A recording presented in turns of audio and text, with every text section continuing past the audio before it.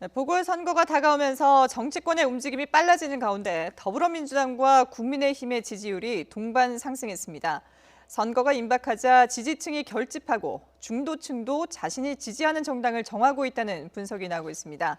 네, 이런 가운데 민주당 고민정 의원을 향해 후궁 발언을 해서 논란을 빚은 국민의힘 조수진 의원은 결국 사과의 뜻을 밝혔습니다.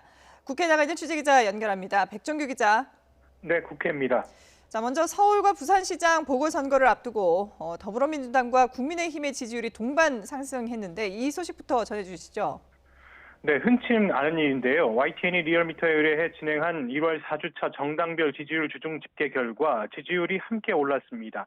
민주당은 지난주보다 0.5%포인트 오른 33.3%를, 국민의힘은 1.9%포인트 상승한 30.5%를 기록했습니다.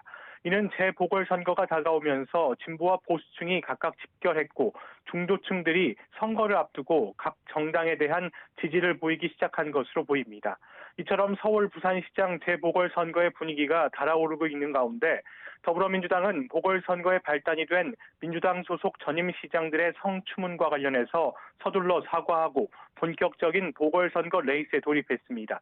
민주당 공천관리위원회는 어제부터 사흘 동안 예비후보 등록을 받고 오는 1일 예비후보자들을 대상으로 온라인 국민 면접을 실시하기로 했습니다. 시민과 국민이 직접 참여하는 방식으로 1시간 40분 동안 진행될 예정입니다. 국민의힘은 오늘 부산에서 보궐선거 예비 경선 후보자를 대상으로 공개 정견 발표를 진행합니다.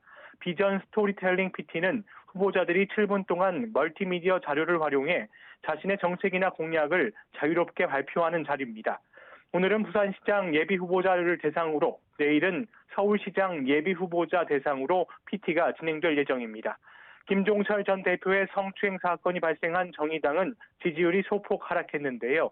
오늘 성평등 조직문화 개선 대책 TF의 1차 대책을 발표할 계획입니다. 이 자리에서 재보궐선거 후보 무공천 등과 관련한 입장도 밝힐 예정입니다. 네, 그리고 민주당 고민정 의원을 후궁에 빗대 논란을 빚었었죠. 국민의힘 조수진 의원, 결국은 사과를 했군요. 네, 민주당 고민정 의원을 조선시대 후궁에 빗댄 표현으로 비판받았던 국민의힘 조수진 의원이 결국 사과했습니다.